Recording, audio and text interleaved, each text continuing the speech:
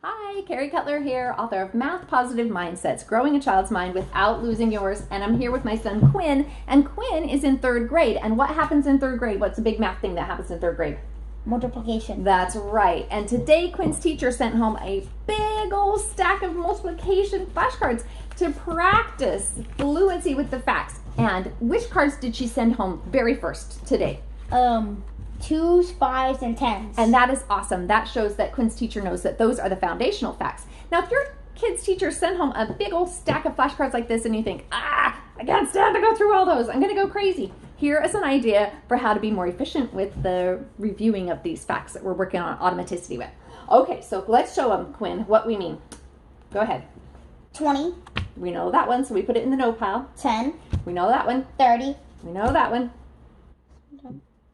14. Okay, that one was kind of iffy. How about this one? 20. Got it. 8. All right, that one took just a little bit longer. How about this one? Oh, that one's hard.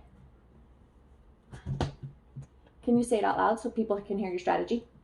5, 10, 15, 20, 25, 30, 35. Okay, so that's one that he's using a skip counting strategy, which is a great strategy, and it's an important strategy to use, but it's not automaticity quite yet. So we're putting that in a separate pile. So right now we're making two different piles. That I already know these, I'm going to set them aside, and the ones that I'm going to practice more pointedly. All right, I hope that helps you with some of the fact retrieval practice at your house. Thanks for watching.